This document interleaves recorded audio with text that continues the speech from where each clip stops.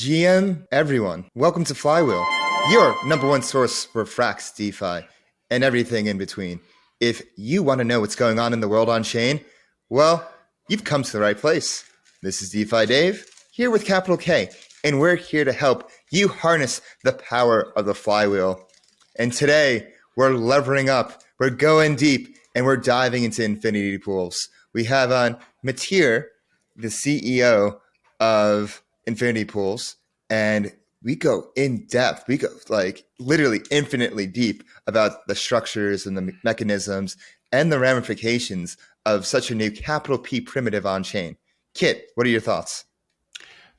I actually have words of warning, or word of caution to the listeners.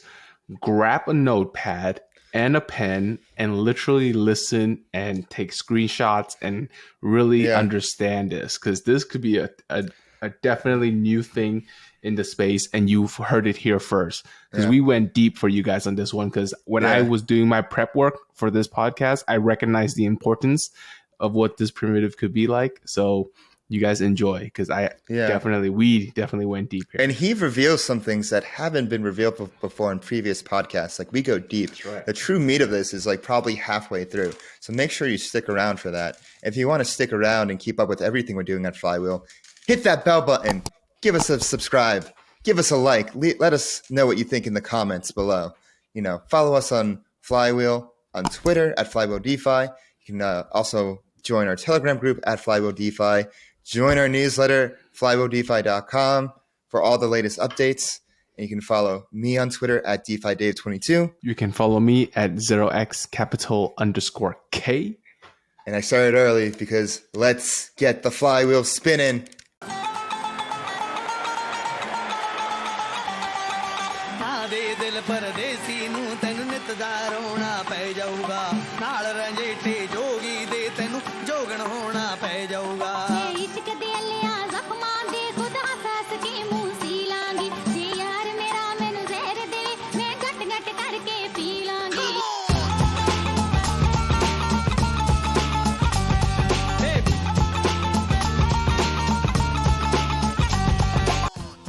Do you hold ETH but don't know what to do with it? Want to earn those juicy liquid staking derivative yields but don't know where to start? Well, FrxETH is there for you. FrxETH is Frax's native LSD solution, allowing you to earn boosted yields in multiple ways on your ETH. If you want to get started, go to app.frax.finance and turn your ETH into FrxETH today. Hello everyone. Welcome to this edition of Flywheel. I'm your host, DeFi Dave, here with capital K, and this week we're taking a deep dive into infinity pools. We have Matthieu, who is the founder. And what's your title there? CEO. Mr. CEO of the infinity pool. It's funny because like you think of, if you tell anybody outside of DeFi, I'm the CEO of infinity pools, they think of like literally like some like mansion with like, with a pool overlooking some crazy view. Landscaping company. Landscaping company. I mean, that's what I help people at bars. I work on infinity pools. Yeah, I have a whole team. They're grinding ahead. But Matthieu, thank you so much for joining us. Yeah, of course. Thank you for having me on. Real pleasure to be here. So so let's right into it, because infinity pools is quite the novel concept for the world on chain. And I'm just wondering, from first principles, how did you come up with infinity pools, and what are they? Sure. So the way that we kind of like came up with Infinity, and like it was definitely a group effort, right? Like this is by no means like me on my own, just kind of like grinding at night. I was like, oh wow, like this has been very much like a iterative process over the course of months of research that we eventually got to like the current state of Infinity pools, but. Mm-hmm. Really, like the reason that we started working on infinity pools is because originally we had launched another protocol called Lemma Finance that was a stablecoin, actually the first stablecoin ever built on top of like perp dexes. We were the first ones to launch it, and there was like definitely like some appetite there. Like there was a lot of excitement around DeFi derivatives. But as we built on top of perp dexes and perpetual futures, we kind of like became intimately aware with all the problems that perpetual futures as an instrument, as well as really just perpetual futures as an instrument had, and the fact that with their current implementation, there would not be a Uniswap moment for DeFi derivatives, right? Because in the end, even if perp dexes, were terrible instruments and like hard to build on, if you had like, crazy growth on top of perp dexes, we would have still been able to like, build some interesting use cases and like instruments on it. The problem is that essentially what we saw was that, most perp dexes were just a simple copy and paste of what was already existing off chain, without like any 10x improvement, right? Like the reason that Uniswap is so popular is not because it's trading on chain, it's because it offered a 10x improvement over its incumbents, right? It allowed people to trade 10x more assets, via permissionless listing. But more importantly than that, it actually allowed traders to trade those assets 10x faster, right? So like there was no like listing process that essentially reduced the speed of trading. And so far we hadn't seen anything like that for infinity pools, DeFi derivatives. And so that's kind of like when we started like, thinking through, first principles, how could we offer leverage on the long tail of assets? And that's kind of like how like the mindset that we first started, thinking about, like not even like thinking about perps, right? Because we knew that like perps rely on oracles, and oracles and long tail assets don't mix. There's simply no way around that, right? So like, how do you offer leverage without oracles? And we kind of like came up with infinity pools then, and what we realized is that unlike Uniswap, that offers two really really nice 10x improvements, infinity pools offered like 5 different 10x improvements that were like pretty crazy. What are those five? Yeah, what are those 5 10x improvements? Yeah, for sure. So, as I mentioned, right, like it's 10x more assets, 10x a faster lead of 10x faster like listing, right? So like just because as soon as it's available and transferable, you can trade them on infinity pools. So very much like Uniswap. But the other 3 10x improvements are number one, 10x more leverage, right? So in our V1, we expect that we're going to be able to offer anywhere from 1,000 to 5,000x leverage on 5,000 now. Oh wow. We actually managed to like bump it up even more on high market cap assets. So like Ethereum, basically the top 10 coins are like top 50 or something. And then 10 to 20,000x on forex pairs, and then potentially 100,000x or more on pegged assets. So we're talking USDC, USDT, or STETH, ETH. Can you say that again? Did you say 100,000? Yeah. I'm thinking ETH and FrxETH right now. Yeah. So exciting times ahead. We've got some really really cool stuff coming.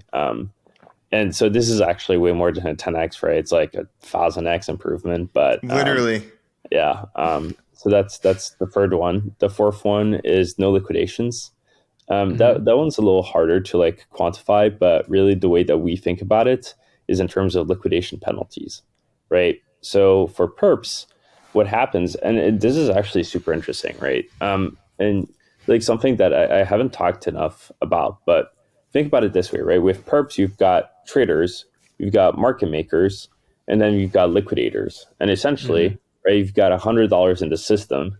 The $100 is going to be split between these 3 parties, which means that liquidators, they get like some significant amount of money through, liquidations and liquidation penalties. Because there are no liquidation penalties on infinity pools, that money stays in between traders and market makers, right? So essentially it's just like a much more, Surplus. you've got to ask yourself, right? Like, well, if the money goes to liquidators, where does it come from? Well, the money comes from traders, which is why like usually expected returns for traders on perpetual futures are actually quite bad. But yeah, we have an article talking about expected returns and everything. And for infinity pools, it's actually, as you crank up the leverage beyond 15x, the expected returns on infinity pools for traders are 10x better, like or even by several orders of magnitude. So that's the fourth 10x improvement. And the fifth one is the fact that it's what we call counterparty risk. And once again, this is very hard to quantify, but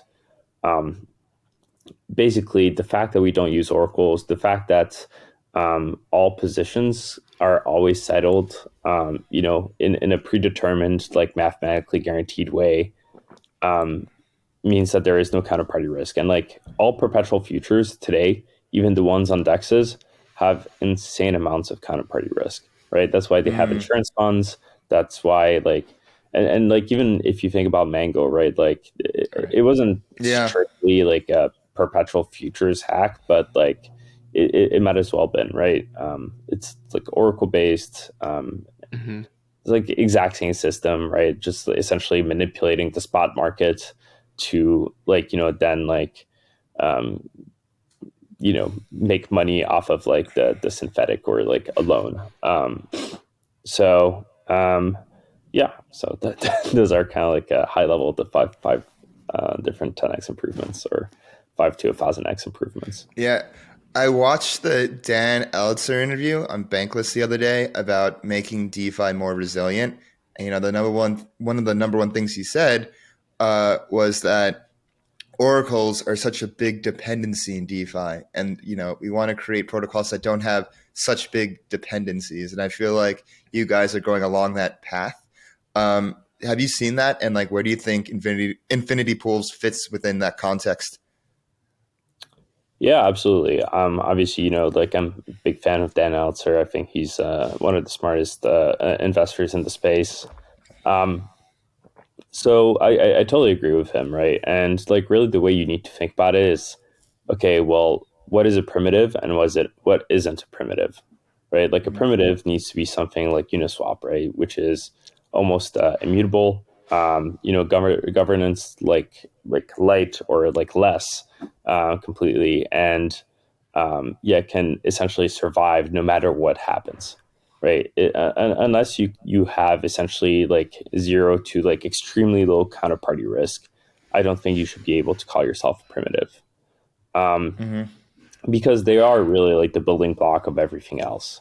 Right? And when you have oracles, you're really creating vulnerabilities on two different axes.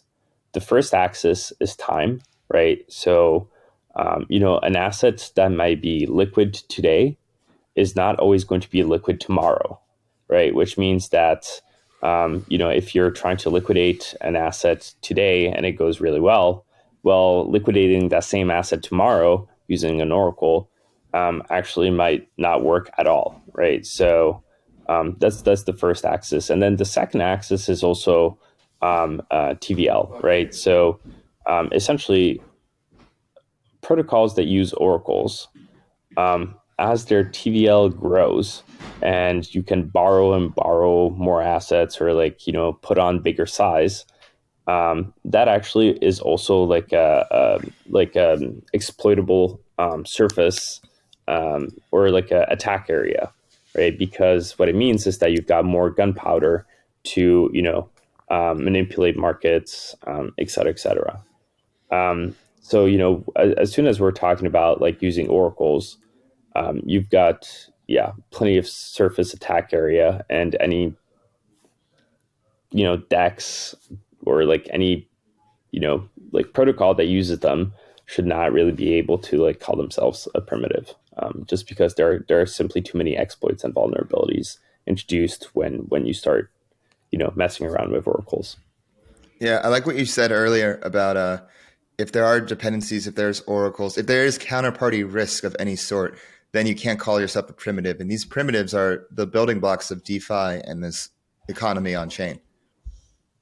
Yeah, completely. I mean, we're trying to build a resilient financial system, that will last, and that's 10x better than like the traditional finance system. And I think that like the only way we can do that is by making sure that we build extremely robust, strong and efficient, scalable primitives. And Yeah, I concur. Let's get right into how the whole process works. Can you walk us through step by step what it's like to be an LP, and then what it's like to be a trader, and how that flow works? Yeah, for sure. So maybe I can start with LP, right? The experience for LPs is actually extremely simple. Also, can I share videos here? Yeah, you can. Yeah. Yeah. So this can maybe be like a bit of an exclusive for Ooh, It's Flywheel exclusive, everyone. We like it. Yeah. And I actually, we like recently filmed like a demo on Loom. So dude, that's awesome. Yeah. Yes, I mean, I've watched, I've read 2 articles, watched 3 videos preparing for this, so I'm very familiar with how it works. And your example of always using the 900 USDC, I'd love to see how it looks like in a UI form. So I'm stoked for this. Yeah, cool. Can you guys see the? Yep. So this is like specifically for like the LPing, but okay. So basically, it's pretty simple. You're gonna have like a supply like dashboard where you can like go in, see your active positions with like WEF USDC. You've got like some liquidity deployed. There are still like some changes that are gonna happen, but essentially when you have actually, let me show you how to like provide liquidity first. So there you go. Basically, I like the UI. When you get to our like website and you click on like whatever like lend out or like start earning yield, you get 2 options. The first one is lending out your Uniswap LP, and the second one will be providing liquidity directly. So if we click on lend out your Uniswap LP, and you have your wallet connected, it'll directly or like automatically detect all the NFTs that you actually have in your wallet. And based on that, it'll you can just scroll through, select which one you want to lend out, click continue, and then it kind of like gives you some details. You confirm that this is in fact the one that you want to lend out, and then boom, it's done. It's literally a one-click process, and this is how you get some initial liquidity. Of course, you can also provide liquidity directly to the protocol. And this is also extremely straightforward. This is the exact same UX as Uniswap. The only difference is that you don't have a fee tier, right? So when you're depositing liquidity in a pool, this is a fee tier less, which makes it a little simpler. But overall, it's the exact same. You approve your deposits, start earning, boom, there you're done. And then coming back to this, like you can see your active positions here. Can click in it, and then you can kind of see how much liquidity you have, like your unclaimed fees, and then you can let's say you want to close your position, right? You can choose like how much of it you can close. You can withdraw now, and we're going to change some of this stuff, but like basically like there are 3 main perks, or like there are actually like a bunch of different perks to like providing liquidity on Infinity pools, but there is also one drawback. So what are the 3 main perks? The first one is essentially that you're getting higher yields, simply because on top of spot fees, your liquidity is being lent out to leverage traders, right? And what that means is that then there's like also like volatility arbitrage that you can do to like get the pool yield to be at a certain level. Essentially, like you're almost like always going to be making higher yields. The second thing is that you're making yields, right? Like even when your liquidity is not in range. right? What that means is that like if you've got liquidity between $800 and $900 and the market price of the asset in the pool is $1,000, you're actually still making money, right? Because your liquidity is being lent out, right? Mm. Like it doesn't matter that like it's not near the market price, it's still being lent out, and therefore you are getting paid for it. And number three, it's JIT resistant, right? So basically, there's no, and this is like also part of like the drawback, which is that when you deposit your assets, you're essentially lending out a part of your assets. And the way you can think about it is that you're lending them out for one day. And what that means, right, is that if I lend you out $100, right, for 24 hours, right, and you pay me $10, right, in interest upfront to have lent you that $100, and then I go like, hey, actually, I want to like take my assets out of this loan 12 hours in, right? So like 12 hours in, I'm like, hey, actually, I don't want to make this loan, which is what withdrawing liquidity from the pool is like, right? You're essentially taking back your assets. Well, you can do that, but you need to pay to essentially borrow back your assets for the remaining 12 hours, right? So like in this case, if the interest rate stays the same, then I would pay $5, right? So I got So paid there's $10. basically a penalty if you withdraw early as a liquidity provider. Exactly. Okay. And once again, this is just like in case like you think that like things are going to go to shit in the like complete immediate like future, and you just like want to pay like a fee to like take out your assets, right? And so once again, if I got paid $10 for a 24-hour loan, there's 12 hours remaining on that loan, I want to take them back. Essentially what I do is that I just borrow from anyone Yep. else, and I pay $5, and so that's what the withdraw now thing is. And like obviously there's like an outrageous price here, like it's just like not actually true, but like we're just kind of like operating with fake data. And then the other option, right, which is the free option, which is just you can withdraw your assets gradually, right? So like essentially you get 50% of your assets back the first day, 75% of your assets back the second day. And actually, like it's even more than that, because you get, if the utilization ratio is like, I won't get into it, but like you get a lot of your assets back, like essentially like immediately, and then like you get like an exponential unlock. So like by the time it's like the sixth day, you only have like 90, like you only have like 2% maybe or less like assets left in the pool.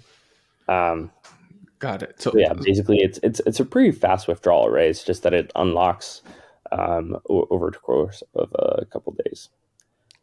So, Matthieu, quick question. When you first lend your LP position into the protocol, do you get to select a duration or a term, or is it just kind of automatic? It's just kind of like you lend once and then it like does it automatically for you, It's right? infinite. Okay, I understood. Okay, so you guys just drop it in there, and then whatever, then this gradual withdrawing thing, is it always going to be fixed at like by the sixth day, pretty much you're fully out? Or can that be dragged on if like, say, there aren't enough liquidity for me to borrow that liquidity to pull it back out? Yeah. So that's a great question. So think about it this way, right? So you've got the utilization rate that's at 30% in a pool, right? So that means that like 30% of the assets are currently being loaned out.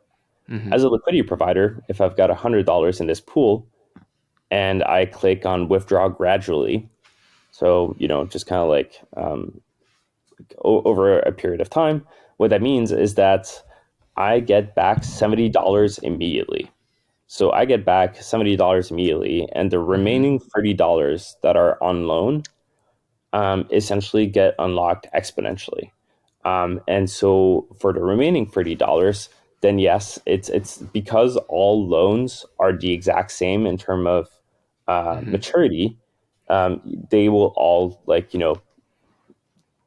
it always takes essentially like 4 to 7 days to like get to like 98%. Got it. But got it. Let's say, because you mentioned earlier that you want this to be that any tail asset, just like how Uniswap, the moment is transferable, you can have this market. Let's say it's super early and it's just us three in this pool. And let's Yep. say, we all own a third evenly pro rata. So now let's say the utilization rate is, like you said, 30%. All three of us decides to hit withdraw gradually. Then we'll each obviously get the pro rata of, our 70. But then if the traders who borrowed it didn't close their position, how do we get the remaining balance out? Right. So basically, the way you can think about it, right, is that these loans are negotiated upfront, right? So essentially, um, if there is no liquidity left in the pool, then the interest rate, which is based on the utilization ratio, shoots up to infinity, and then the trader can no longer afford it, right? So if the utilization rate is 100%, interest rate shoots to infinity, trader can no longer afford it, so obviously their position gets closed. Right, but by themselves, right? They have to pay it on their. Oh, I thought the interest rate was paid up front. So what happens when Yes. the utilization rate maxes out after the interest is paid? Does more interest gets add on? Nope. No. So once again, like all of this stuff is like pre-negotiated, right? So in this case, the trader would, pay like the same rate that like they would have like always paid with like free LPs in the pool. And then when free LPs like simultaneously withdraw, then the next interest rate is essentially infinity. They can't pay that. So when They the just current can't borrow loan is over, more. Oh, they can't borrow. Yeah. yeah, They can't borrow exactly. They more, can't but borrow the more. current loan won't be over, right? Because I could technically just hold this position and never pay back the loan. Sorry, what? Could Once I? again, all these loans like Yeah. stay locked in the protocol, right? So like they can't just like decide not to pay it back. Right, but that's the trader. Maybe it's helpful now to go through the trader's Trader. route, Yeah. Yeah. Yeah. Yeah. because then I was before we get way too deep in this, because here's the thing with Flywheel Pod. It's like I've watched all of your other pods, and I would love for us to get to that deeper level, because our audience is that intermediate to expert level degen. So I'm sure 90% of them have already watched your pod on Blockmates or Blockworks already. So like, here's where I want to get into the meat and gritty. And plus, it was like 3 months ago that you spoke with those guys. So I'd love to hear like your thinking, how that has evolved, how the product has evolved. So let's get deep on this call. Yeah. No, would love that. So yeah, once again, I mean, pretty much like let me actually just like sure here. Yeah. So this is what like the homepage is going to look like, or once again, we actually filmed this like 2 months ago. So like our front end has actually been like very close to ready for a while, but unlimited leverage, no liquidations, any asset, and you'll be able to trade any tokens. We'll show you the most traded, highest leverage.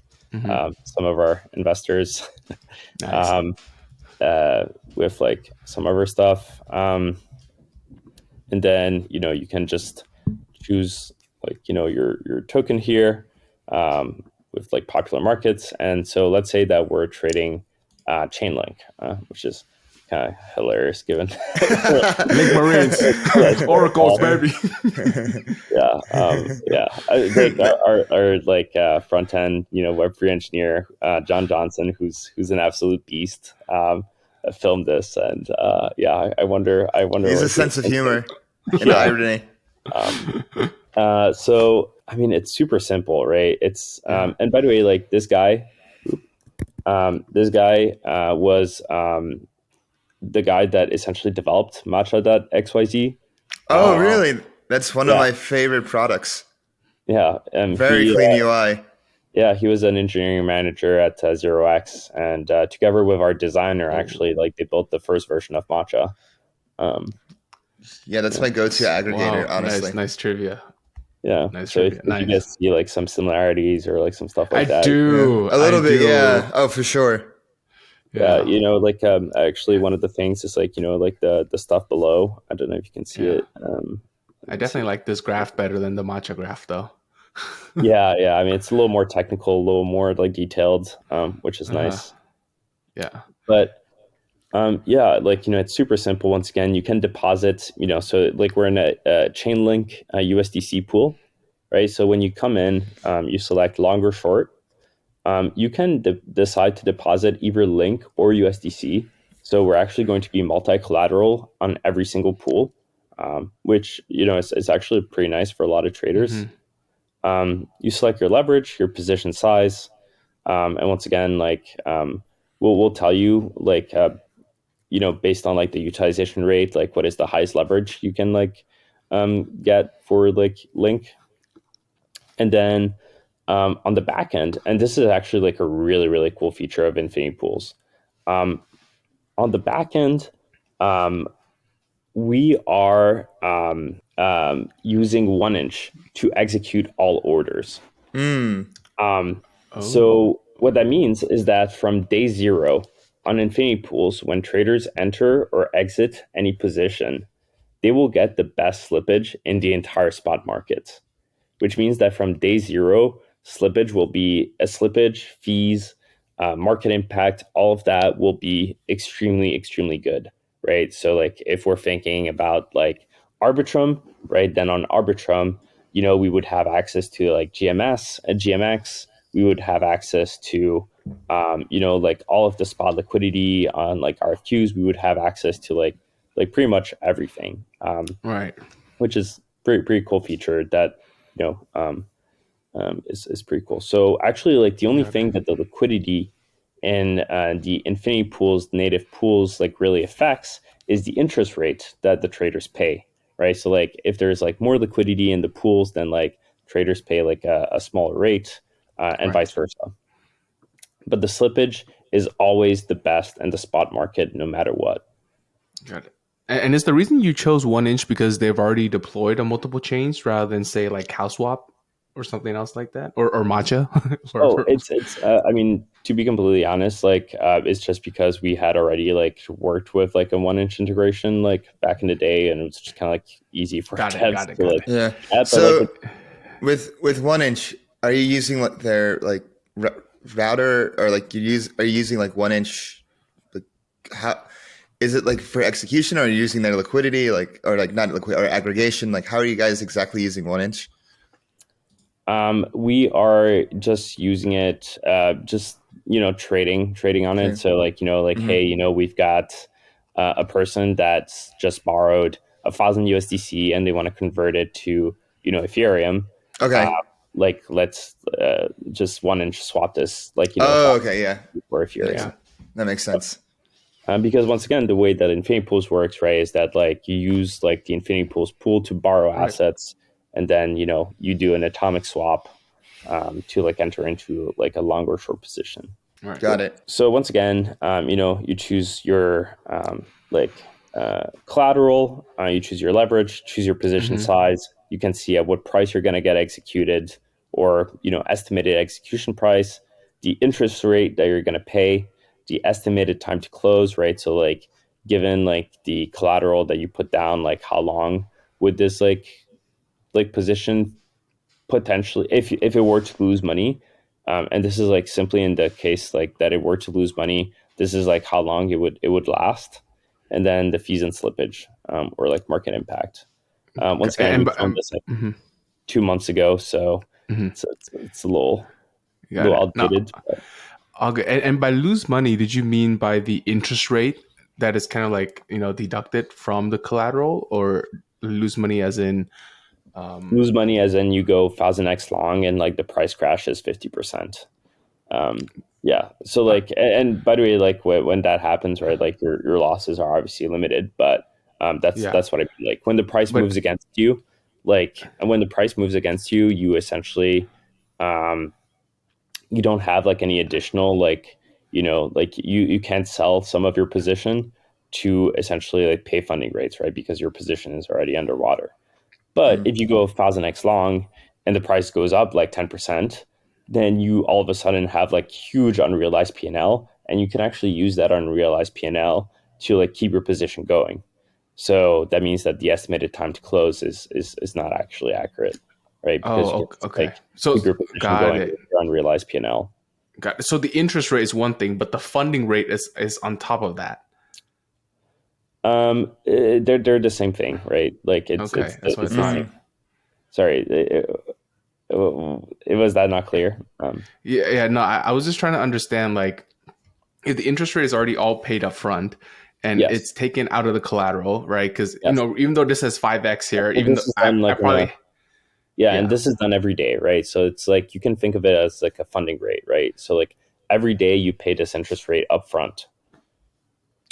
Oh, it's basically a funding rate with 24 hours funding collection instead. So it's like a 24-hour loan each day, and that's the funding rate. Understood. Okay, got it. And that is taken out of the collateral every single 24-hour period. Got it. Exactly. Yeah. Got And it. it's actually not like 24 hours. It's actually taken out every single block. Oh, okay, right. Yes. Got it. Yeah, But the actual it's much the easier index rate is oh, so the rate changes on the per block basis too. yeah. Oh, I see. Okay. And that's how you got the time, because obviously you can kind of factor in if this exchange rate or if this funding rate stays the same for however many days, you'll be done in 5 days, 12 hours, and 3 minutes, or however Yeah, many pretty equivalent much. blocks. So, and Understood. like once Okay. again, this is an estimation given the current Sure, rate. sure. Understood. Okay. That's where you got it. Because I was just thinking, like, how can you get a time and date stamp on market price movements? I'm like, what? I'm like, so in 5 days, we definitely got to short everybody, if we can just follow that. Yeah, That's this is awesome. obviously like on a per trader basis, and Okay. so. And Actually, one of the interesting mhm, things is that mhm. for traders, we're also going to have like what's called a interest rate tolerance, which basically means that like if the interest rate for a position like goes above a certain threshold, um, essentially um, your position starts to unwind. So basically, Mhm. it allows traders to protect against like and by the way, like it unwinds with no slippage. And so what that means is that it protects traders against extremely volatile interest rates, right? So for example, with like funding rates currently on perps, right, like it can be so volatile that like and people don't really realize it, right? Like they can jump from like minus to like plus 150% APY, right? And that can like really Yep. wreck your position if you're not careful. And so like that's definitely something that we wanted to like think about and like offer a solution to here. And like this is definitely for much more advanced types of traders, but still good to mention it just in case, right? No, I definitely appreciate that you guys are looking out for that stuff, because it could dynamically do that for me. I mean, frankly, whenever you're paying the funding rate, the market's probably going in your direction most of the time. So kind of when you do have to wind down because the interest rate shot up so high, you're probably in the green. So you're not closing it at a loss per se. Sometimes. But I actually have a question for you, Matthieu, regarding the asset type here. The I can only provide link as collateral in this link USDC pair, right? I can't do cross coin margin, No, you can provide USDC as collateral here. Could but you? I can provide like ETH. Oh no, you can provide ETH. No, but if Yeah. you wanted to like provide ETH, what you could do is you could go to like a link ETH pool, and then in that case, you could provide ETH as collateral for like link ETH stuff. But Got it. currently, no, you cannot provide the third Cross like margin. Yeah. yeah. Dave, any question on your end? Yeah. I had a question. So, how I understand it for LPs, at a wide range, you guys LPs earn lending fees, and at a small concentrated range, that is when the trading fees are earned. And so, I'm wondering, what is like the expected, in like APR for the, lending markets, and then expected APR for trading fees? And can you explain just like the difference a bit further for the audience? Yeah. Okay. So the expected APR for lending markets. Yeah. Um, and for trading fees. Okay, so number one, I think that like really like separating the two that doesn't make a lot of sense, Okay. right? Because essentially what happens is that like LPs only really get paid one rate, right? Um, and that rate is essentially going to be like affected by the lending market. So what do I mean by that? The correct way to look at what LPs should be compensated is in terms of what we call volatility, right? So, you've got asset volatility, right? And what LPs are really doing usually is that they're selling volatility, right? And so what you want to do as an LP is that you want to be compensated fairly for the volatility that you are selling. And there are different levels of volatility that you should really be compensated at, right? So really, it's realized volatility, which is historical volatility, and then you've got what is called implied volatility, which is what the markets actually believe the volatility should be priced at. So LPs here should be compensated at implied volatility levels. So what does that mean? That means that if the yield that LPs are getting paid is below realized volatility or even implied volatility, then somebody can go on infinity pools and essentially buy volatility. The way they can do that is by essentially going both long and short at the same time. And by doing that, essentially what's happening is that you essentially are betting on the fact that the price that you're paying for volatility is smaller than the probability of the price moving, right? Can you repeat that one more time? Yes. So when you buy volatility, what you're doing is that you're betting that the premium that you're paying upfront, right? The interest rate that you're paying upfront to borrow assets is going to be smaller than the probability of the price of the asset moving in either direction, right? So essentially you're betting on the asset being volatile. And so basically what this all kind of comes down to is that traders and LPs, so LPs specifically, will always get paid at least realized volatility, if not implied volatility, because there is this arbitrage that exists, right, where you can essentially just bid up the volatility, right? And so that's why I say that lending and the trading fees are intrinsically linked, right? Because essentially there's always this arbitrage that uses the lending to get LPs to have a floor on the yields that they make, right? So there's a floor for the yields for LPs. And this is actually really, really good, right? Because you look at most Uniswap pools right now, and they're getting compensated below realized volatility levels, which is actually quite bad. So yeah, once you're out of the range and impermanent loss, you're wrecked. Yeah. And so here there's a floor, and there's no real ceiling, right? So you can get compensated essentially extremely, extremely high amounts, depending on what the utilization rate is in a pool, and how much demand for leverage there is in that pool. So yeah, Got it. very, very exciting stuff. And yeah, just to finish the trader's bit here, after I leveraged and got this 500 link, you said earlier in the call that it would stay in the protocol.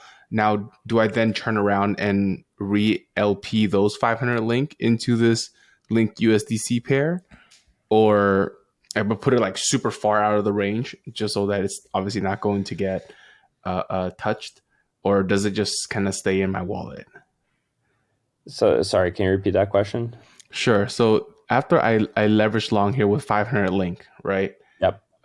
And where does that 500 link go? Because does it just stay in my wallet, or can I take that 500 link and say LP it into this link USDC pair, so I get to earn my leverage long plus some lending interest rate that we just talked about right now? Yeah, so if you go leverage link, 500 link, it stays stuck in there, right? You can't really move it anywhere else. I mean, eventually, maybe we'll be able to do stuff, but yeah, here it just stays there, right? This is Got it. money that you borrowed. You can't loan out money that you borrowed. So Got it. Okay. Yeah, no looping. that makes no. No So no loop. Okay. Yeah. Okay. No loop. I mean, there's no need for looping. You can leverage. Right? You can leverage as much as you want. Leverage. So Yeah. Yeah. Yeah. Just to finish my thought here is like that 500 link that I effectively, rather that 400 link that I effectively took from the LPers, are those 400 links still in the liquidity pool so that other people could use it for liquidity purposes, just like trading in and out? Or is that 400 link kind of like taken out completely from the liquidity pool? So yeah, it's taken out of the liquidity pool. Yes. Basically what's Okay. happening, right, is that, like if you've got 500 link, right, and you borrow, well, like really what you're doing here, if you're going long link, what you're actually doing is that you're USDC. borrowing USDC and then you're and so like you're taking out the USDC out of the pool and then you're swapping that USDC for link. But yes, Got it. you're Okay. essentially taking it out of the pool. Also, my Got it. computer is about to die. Sorry, give me a second. Can you Okay, guys yeah, edit sure. this? Yeah, we can pause here. Hold on. Yeah, Yeah. yeah. Great, yeah. You can pause Can you here pause this? and Sorry. yeah. Go and find the charger. We're getting Thanks, to the guys. meat of this. A few moments later. Hey guys, got a charger. We're so Nice. back. Okay. So the 500 link here that you just borrowed, like that is effectively taken out of the liquidity pool because I borrowed the USDC and then I swapped that USDC for 500 link. Now that 500 link sits in my wallet that is in the protocol still, but it's out of the liquidity pool. So now there is more USDC in this pool than before my trade. Yeah, so right, you've got a pool, right? Like below the market price, it's all USDC. Above the market price, it's all link, right? So let's say you've got 1,000 USDC below the market price. When you borrow, whatever, let's say like $1,000 worth of USDC, then you take out the USDC out of the pool, right? So there's only like, a smaller amount of USDC left in the pool, right? And then you take that USDC and you swap it for link using 1inch on the back end, right? So like, and then that link is locked onto like the exchange, yes. But there isn't more or less USDC or link in the pool, right? It's all about like proportions. Okay. Maybe let's Eli 5 for that for a second. Let's do simple numbers. Let's say link is $1, and then I borrowed 100 link, or rather, I borrowed 100 USDC from this pool. So now this pool just have minus 100 USDC because I had to withdraw that liquidity. Then I took it, went to 1inch, and bought 100 link worth across of DeFi, which it could hit that same UniV3 pool that I borrowed from. So a little bit of that USDC could potentially flow back into this origination pool. Yeah, and then absolutely. Got it. Okay, so Wait, how could it flow back into the origination pool? Because essentially, well, what's happening, right, is that the lending, like where you're borrowing liquidity from, also doubles as the spot DEX, right? Okay. So like, like 1inch eventually will also feed into like the Infinity Pool's spot DEX, right? Oh, okay. So you guys will have a spot DEX eventually, and will be routed through. Yeah, I mean, we're like, once again, like I don't think that's our main appeal, right? Like, people care a lot more about like leverage trading. Yeah. So I don't even know if we're going to expose it, but yes, it is a possibility. I mean, it's just the UniV3. Like 1inch will find the best liquidity, and if this is a tail asset, most likely they would only have very few pools, and most likely the same pool in which you are leveraging from is the same pool in which you're going to hit. Yep. Very likely. So that's why for me, I'm just thinking like, is there edges or kind of limits to this thing where how much leverage I can kind of take out, because I can only borrow so much USDC out of this pool and then swap it for this asset. And if the UniV3 pair is the only pair in the game, then sooner or later, like all of the link, for lack of a better example, is going to be completely out of the liquidity pool, and it's going to be USDC and like one. So actually, the interesting thing here, right, is that the liquidity that you're taking out is not the same liquidity that you're using for swapping. What do I mean? Yeah, that's what I thought. Yeah. Right. So think about it this way. you're borrowing USDC, right, to buy Link, right? So like this is all USDC that's below the market price, right? Yes. And then you're taking that USDC, right, and you're essentially buying Link with it, right? So what you're doing is that you're pushing up the market price. So essentially, Right. as you push up the market price, what you're doing is that you're actually like when you're doing the swap, you're not using like liquidity below the market price, you're using liquidity above the market price. So you can Right. see how the liquidity that you borrowed is completely different from the one that you like used to swap. You're borrowing using liquidity below the market price, but you're swapping using liquidity above the market Above. price. I get that. I get that. But let's say you keep on borrowing so much USDC that you keep on driving the price up so high that Mm-hmm. effectively you run out of quantity of token B when you have used all of the USDC. It's assuming there's only this one pool, this one Uni V3 pair, and you keep on smashing it like that, and you just keep on riding it up. More USDC will flow back into this, or rather, the USDC that you took out will flow back in, and then just more of token A would just come out of this pool. Yeah, so the interesting thing about infinity pools, right, is that unlike perpetual futures, it's margin trading, right? So what you're actually trading here is spot, and spot is like a real tangible asset, right? What that Yes. means is that if you push up the price of an asset, right, and specifically a spot asset in a very real way across all of DeFi, what you're actually doing is that you are like pushing the real value of this asset, right? So like Sure, sure. it's what we call positive slippage, right? It's like, you know, you're going long Link and you push up the asset price. That's actually a good thing for you. Was that not your question? Sorry, I might have misunderstood. No. I understand it. It's the collateral and the asset value. I totally get. My point was that the actual quantity of link in this pool is going to Mhm. go keep on going down and down and down because the link that you just told me, this 400 link from this demo or 500 link, is actually taken out of the liquidity pool. It's not going to be put back in. And if this Yeah. is the only pool in the game, like this is the only pool where I can buy link, then I just took 500 link out of the liquidity pool. And over time, there's going to be fewer link in the liquidity pool, even though my position is up bigly, right? But there will be fewer link in this pool. Well, you can also think of it as like a, you know, in terms of utilization rate, right? Like the more you use like liquidity, the higher the yields are going to be paid in the pool. And then like the more people will like come in and want to like LP, right? So Sure, it's sure, like sure. very much like a lending market, right? If you've got Yeah, like lending market where like the yields like, you know, for like Link are super, super high, like, you know, like we're talking like triple digits, well, like people are gonna like be like, okay, yeah, I should definitely put some of my Link in here, right? So like, yeah, no, yes. absolutely, absolutely. So yeah, so people would definitely come in and ape in because I'm just thinking of like what it would look like for these super long tailed assets, right? And you see some very weird behavior with these Hmm. longer tailed assets rather than the usual blue chip. The blue chip stuff, like this will never happen with ETH and WBTC, like never, right? Mm-hmm. So like I'm just trying to Yeah, like play these it low out there. liquidity meme coins. I wonder what would happen with them. Yeah, for sure. I mean, I think that there's going to be like some super interesting things, but happening there, right? Like yeah, I guess, you know, we'll see. But so far, like in terms of like, you know, trying to get leverage like on these coins, like this is definitely by far the safest option, right? This is like even safer Hmm. than, you know, going on like some like market and like borrowing and then like looping that borrowing, right? Hmm. So.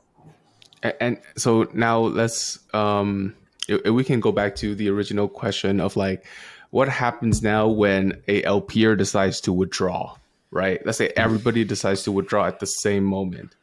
And obviously, if that happens, you can't hit the withdraw now. You would have to hit the withdrawal gradually, or everyone would just automatically be put into the withdrawal gradually. Mhm. Um, so Well, like, actually, what you would see yeah, is that like the price for the withdraw now would like shoot up to like essentially unfathomable, or like would shoot up like crazy, right? Because that's the interest right, rate that you have to pay to like borrow right, your assets. right, because there's no And then asset like to borrow. Yeah. yeah, if there's no assets to borrow, then it's infinity Yeah. So technically. So everybody hits gradual. So no one's gonna hit that Everyone, withdrawal. It's gonna be unless a you really fat need finger that money for mistake. some reason. Yeah, unless you need that. bro, but you would get pennies on a dollar back. Like there's no one logically enough to like would do that. So everyone would hit the gradual withdrawal. The market right? is irrational, Kit. That's fair. We are That's not. fair. That's fair. That's fair. But in this situation, let's say everybody smashed that gradual withdrawal. Like, Matthieu, can you walk me through what happens if all of the unborrowed liquidity is kind of like given back out to all the LPers? Like, what happens to those assets that are still borrowed? What happens to those assets that are still borrowed? So they get unlocked gradually, right? In the same, like, period as, people like essentially withdrawing gradually, right?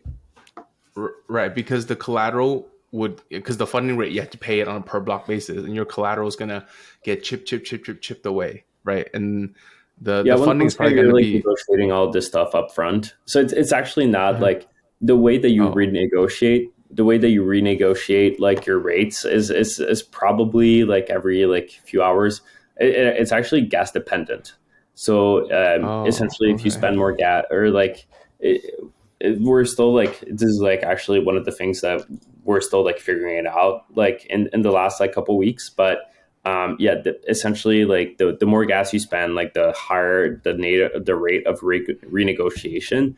But then the less like gas you spend, like the less you renegotiate your rate.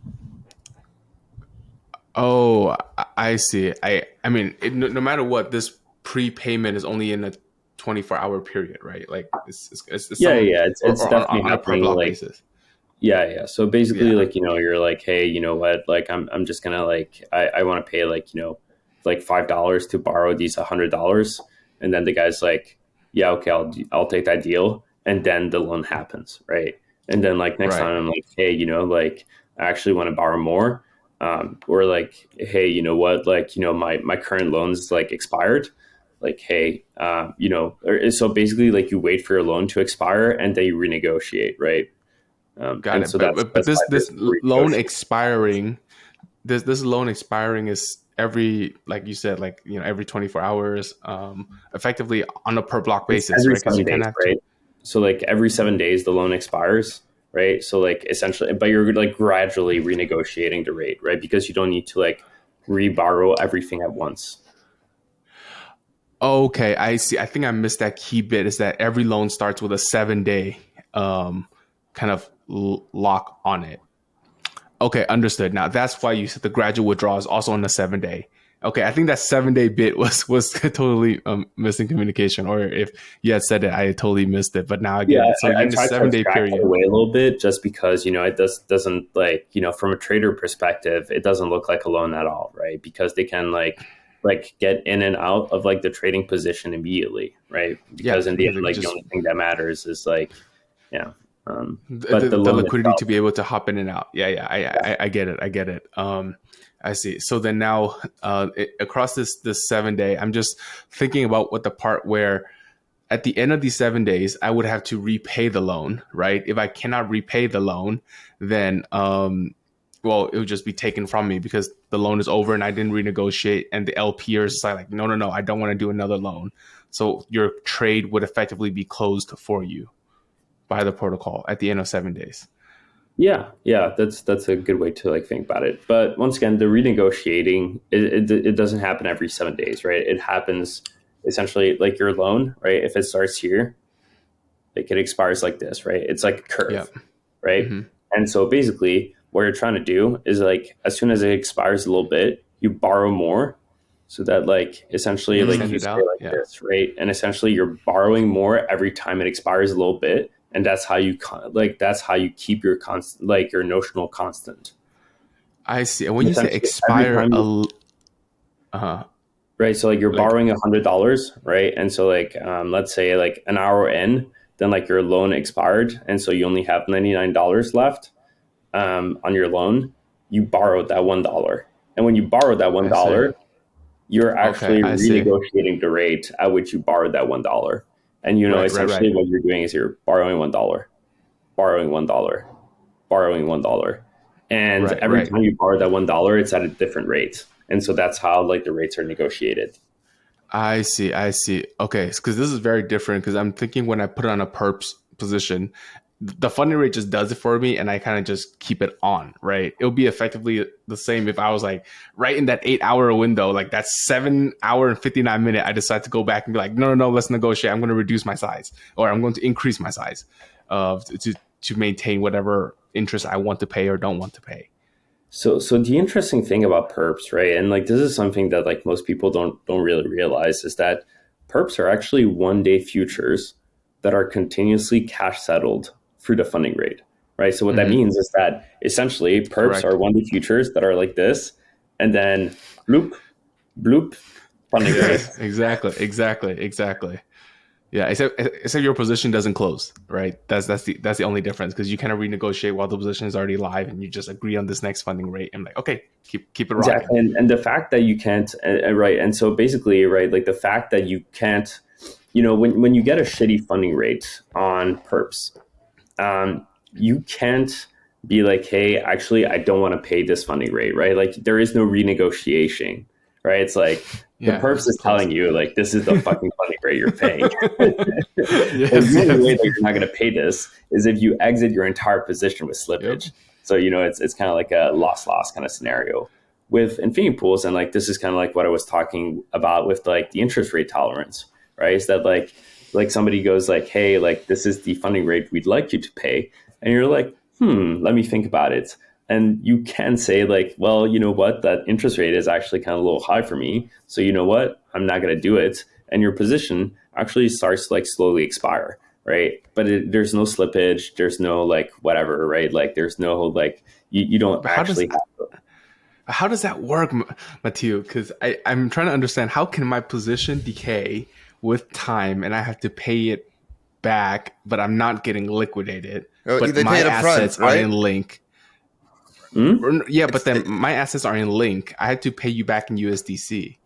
Like, is somebody got to eat that swap, right? Or right. But like, this is because this is like basically it's very particular to infinity pools, because once again, and this is all back, like this is all taken back to like. And this is something that only Infinity Pools does, right? Like there is like no other protocol in crypto that does this, which is the loan with the exponential expiry. And like there's a bunch of different reasons why we went with like this particular model, right? And like I know you had like a question about like how we compare it to like other, what we call like borrow AMMs like in this space.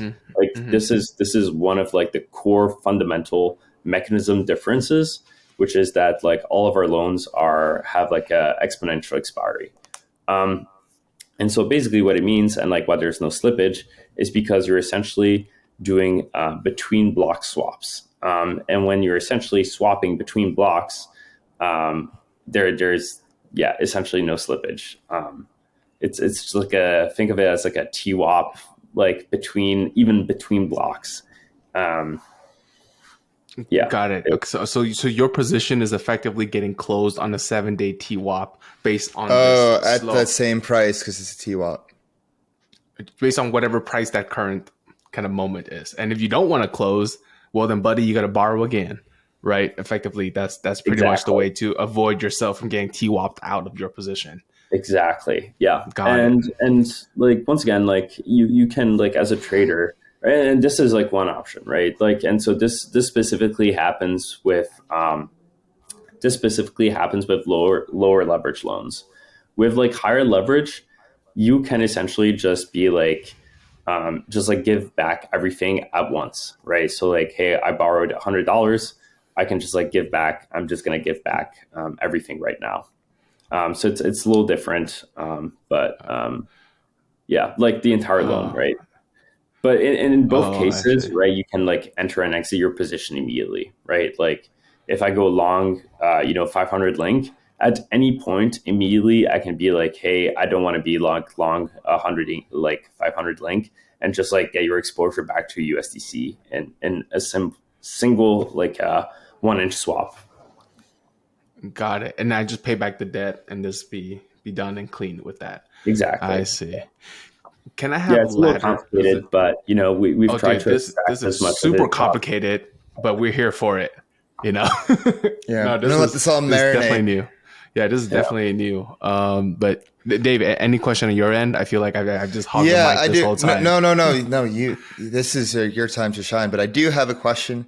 You mentioned before there is like no JIT risk, Mhm. and I have two. How is that possible? Why is there no JIT risk? Great Um, question. because once again, like you have loans, right? So like when you Okay. put in your Oh assets, yeah. Okay. you can't just 7 you days. can't just like put it in and then withdraw it, right? Because you've got that unlock, right? That's like happening. Yeah. I guess my other question is like, how do you protect yourself against manipulation and any type of attack vectors? Like, have you guys modeled out attack vectors, and how do you what is your plan to lessen that attack surface? So once again, there's zero counterparty risk, zero, Okay. and that means that Zero. there's no need to like essentially like it doesn't matter what pool you're in. Like there is, yeah, I mean the protocol is completely Yeah. beyond like It's beyond. It's a primitive. yeah, So exactly. okay. Is it because everybody signed up for? Everyone knows what they're signing up for, and they're locked in for this 7 days. The interest is settled. Like exactly the Yeah. assets you're going to get back, and there's no liquidation because you provided the collateral in the asset that I need to get it back in anyways. If things were to go south, you're going to hold on to the assets already, and you already put up the collateral in that same asset type. So you just give me all your whole position, and we're good to go. Oh, because it's already taken care of. Yep, exactly. Do you see a Because world? Go ahead. Yeah. Yeah. Yeah, Go ahead. all of this stuff is because this is essentially a deal between two parties, right? And like people know what they're signing up for before like the deal happens, right? When like the trader pays the liquidity provider the interest rates, like they're gonna get the best of like two assets. The liquidity provider is gonna get the worst of two assets, and Yeah. like. Yeah, I mean, you signed up for it effectively. You signed up for it, and you're gonna get paid the extra yield for it. But what's unique though is like infinity pools allow you to do multiple. It's not a peer-to-peer model; it's still a peer-to-pool model, and they kind of grab liquidity all in the pool to make up what your position you want. It's a leverage layer. Yeah, and this is really important, right? Like for DeFi, I think that like right the perpetual the success of perpetual futures can really be attributed to the fact that it was a futures instrument that really helped with fragmentation of liquidity for low liquidity assets, right? And I think that's also like the main reason that like options never really took off in crypto. That you have this fragmentation of liquidity across strikes and expiries. Yeah, I have a question. Is it possible? I feel like the answer is no, but I just want to ask: is it possible to put up, like, for example, like an LSD as collateral, and like the interest from the LSD can pay back the loan? And use the interest from the LSD to pay back the loan. So can you give me like an example of the pool, or like like any interest bearing asset? I could. Dave, thank you for that genius idea. Let me take it home right here. So let's say this pair is the FrxETH USDC pair, right? And let's say I borrowed to leverage long FrxETH, and I borrowed USDC. Obviously, FrxETH is yield bearing. So is it possible for me to effectively earn that yield? Granted, this is only 7 days. I guess it is, because it's like always it's interest bearing, so the price is always rising of the token. So the answer is yes. Yeah, the answer is yes. But there's only 7 days, so like effectively for it to really close out your whole position, you'd have to keep on re-leveraging long, and everybody needs to kind of accept the renegotiation for you to kind of get there. But yeah, effectively, you totally could have that 7% native ETH yield be converted to USDC and slowly pay back the USDC that you borrowed over time. Yeah. Once again, I definitely expect that we're definitely gonna like see like people like leveraging up on LSDs like crazy on infinity pools, right? Like people do it right now with like lending protocols, right? And I think that they get probably like I don't know, 5-6x leverage, like you get Mhm. 100,000x leverage. Like, Yeah. we're cooking. I But mean, dude, obviously, I'm We're sure, cooking. We're limited. dude, cooking. the borrowing cost is gonna like match, right? Like the borrowing cost for this SFrxETH USDC is gonna match. So arguably, people who are like, well, shit, I don't want to get leverage long SFrxETH and take the ETH price volatility. I'll just get leverage long USDC. You just put as much USDC in this pool as I can and let people borrow against it. I'm just like farming USDC. Yeah. Yeah, yeah. I I have mean, another. Yeah, go it ahead. makes like the markets more efficient, right? Like in the end, like it's just about making the markets more efficient, like letting like people like um, set the interest rates at like fair levels, essentially, right? Because even right now, I'm sure that like people are like like paying the interest rate that makes the most sense, but people are limited by size on both sides, right? So like people are limited by size Mm-hmm. on on um, on both like the borrow and lending sides. So Mm-hmm. and that what that means is that it like usually comes with like inefficiencies because people are trading on capital and not on insight. And actually, like one of the like big philosophies behind infinity pools, right, is that what we want to do is that we want to democratize access to capital, right? So like what that means is, you know, and like this is kind of like a much like higher level like philosophical question, right? But you know, investing and like specifically doing research for investments, it's only worth your time as an investor if the eventual return that you get from this investment essentially is worth enough money to you, right? Like if the return on investment is high enough that it justifies the time spent, right? If I've got $100 in savings and I invest that in some shitcoin and I put in 3 hours worth of research and the return is $10, then I just got compensated $10 for essentially 3 hours worth of research. And that's just not, something that's like worth much to like anyone. Um, on the other hand, if I have like, high amounts of leverage and, like my expected returns as a traders don't actually drop that much, right? So like there's a big difference here between good leverage and bad leverage, right? Where like bad leverage actually, and by bad leverage, I mean perpetual futures beyond like a certain, like leverage level. Because of liquidation. Yeah, because of liquidations. If I have access to capital, right, and I can turn that $100 that I have in whatever not gambling money, but like investment money, right? Like if I have $100 in investment money, Freudian slip. I can turn that into like $10,000, and like the return goes from $20 to $2,000. Then all of a sudden, the 3 hours worth of research that I put in are completely worth it.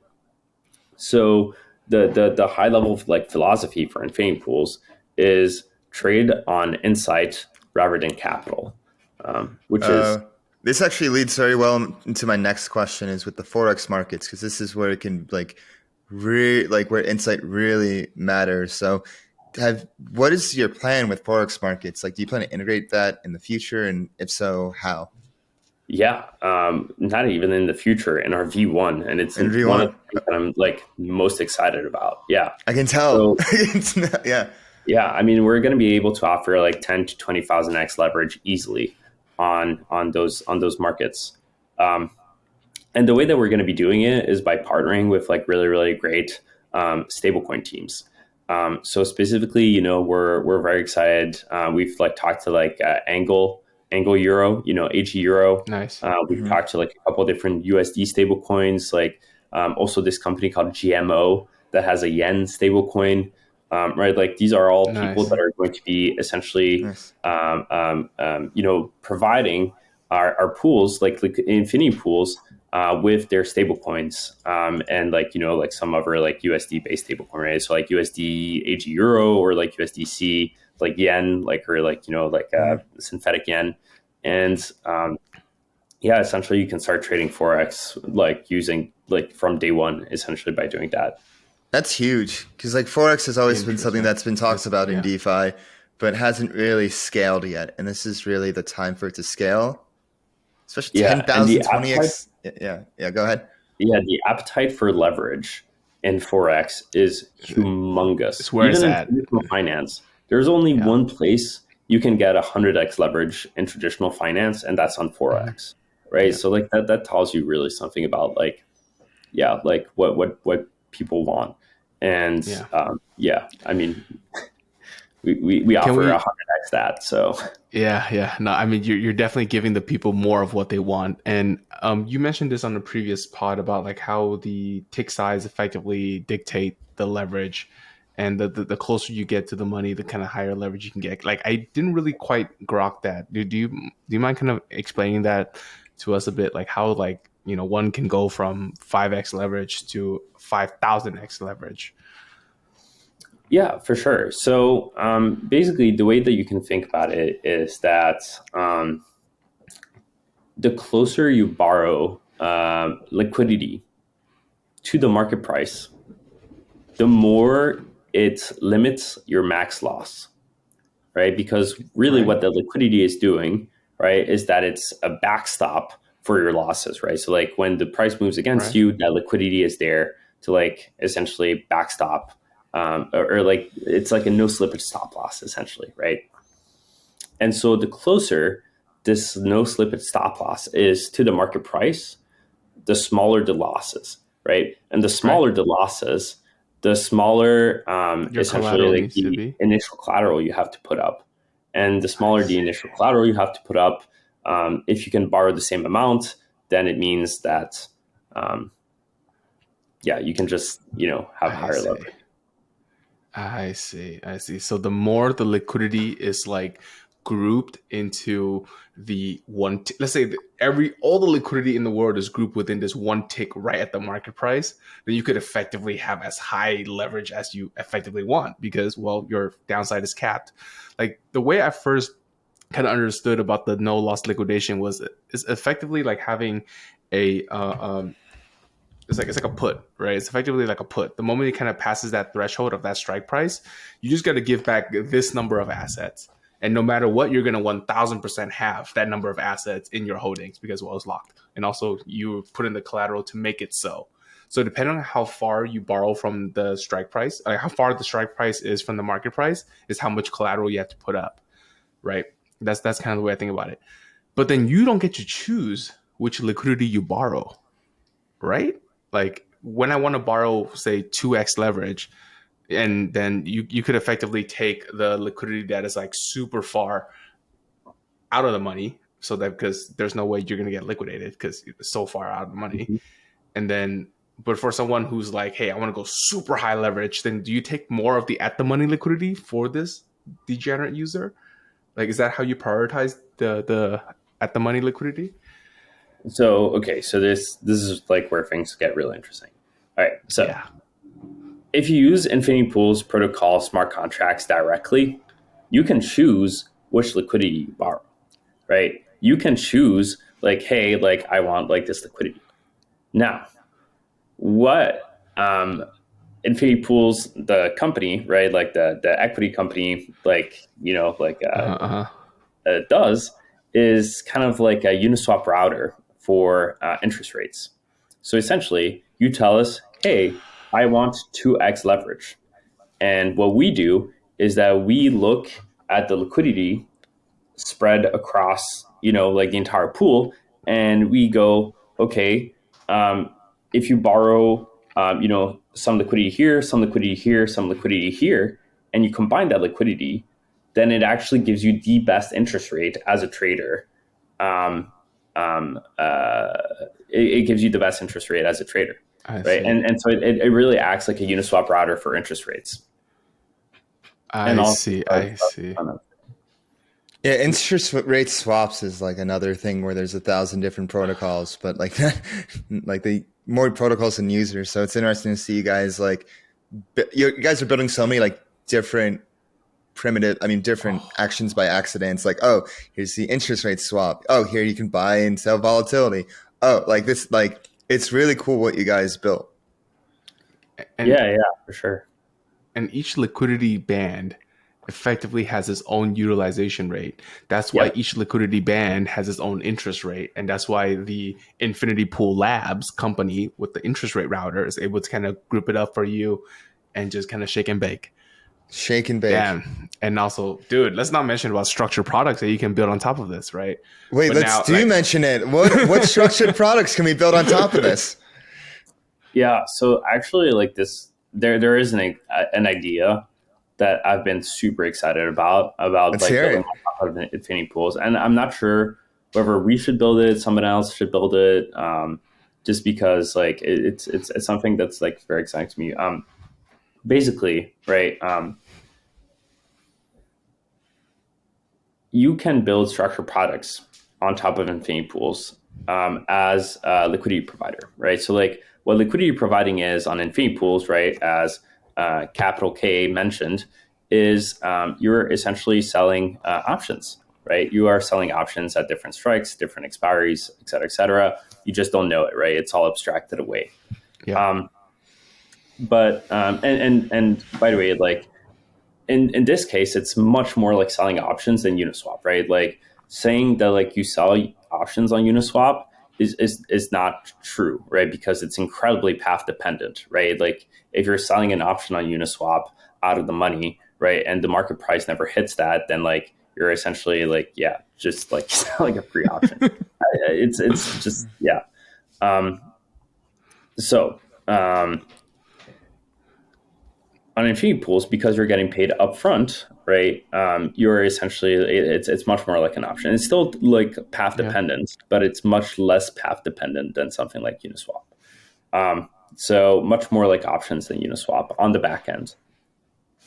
So what does that mean? That means that you can essentially sell options in a certain way such that it matches a given payoff. What does that mean? Well, that is what we call structured products. Sorry. So what is the idea? Well, structured products built on top of Infinity Pools have 3 to 4 advantages over traditional finance and even just kind of like your classic DOVs today. And it's, yeah, like, you know, it's there's still like some debate there, but like I think that the main ones are you can have structured products on any asset immediately and permissionlessly, right? So no need to interact or like strike up a deal with market makers or anything like that. Any asset, any payoff on any asset, and this one is very important too, right? Number 3. Because you don't interact with market makers and you don't have to pay market makers a spread every week to roll over your position, you actually have higher yield. Number 4, because you're deploying 100% of your assets, right?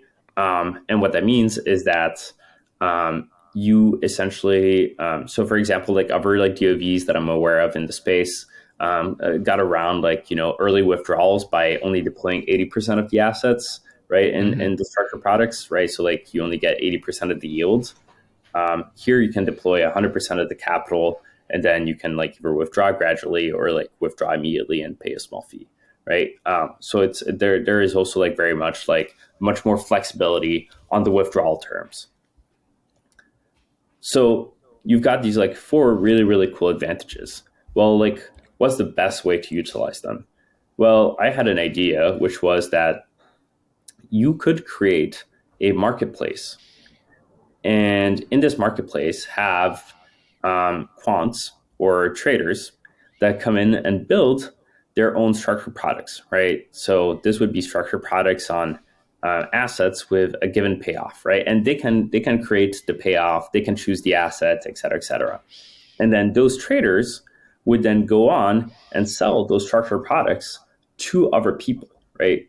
When you have in traditional finance, the people that are distributing the structured products, right? The people that are selling the structured products are not, you know, the originators, right? It's not CME, it's not NASDAQ, right? It's like Goldman, right? Like Goldman, like creates those structured products. And and then like I'm thinking about the movie The Big Short. Have you guys seen it? Yeah, and you know how like at the beginning, like Michael Burry's like, oh, I have an idea. I want to like buy this product, and Goldman Sachs Yeah. like, this doesn't exist. Like, can you make it? So is it Yeah, like they can. that? Yeah, it's only Oh, okay. that you don't need to go to anyone, right? You can create that product yourself, and then like Oh, you can create it. So Michael yeah, Burry yeah, can go anyone create the product himself. Yeah, exactly. And then Michael Barry can also go sell it to other people, right? Yeah. Like, so there's like not only like it's not only like, you know, tearing down the barrier to access for like structured products, and it's also essentially like solving this like an important distribution problem where like you can essentially have like other people sell like your structured products, which is Yeah. yeah, Which is like a you know, whole like another That's industry in it. itself. founders are That's it. always thinking about distribution, right? It's like distribution. Yeah. Which is why like I'd be really excited to like see like a cool team build this on top of Infinity Pools. Like I think we're still trying to like stay pretty laser focused, but Yeah. And we'll see. speaking of being laser focused in distribution, like how are you guys planning on getting your first 10 million in TVL? Yeah. And what's the roadmap for you guys? Yeah. Yeah. When do you Okay. when Combo launch? question. Both fantastic questions. Okay. So the first one is I am a believer that demand drives supply, right? Especially for what we call asset as a service companies.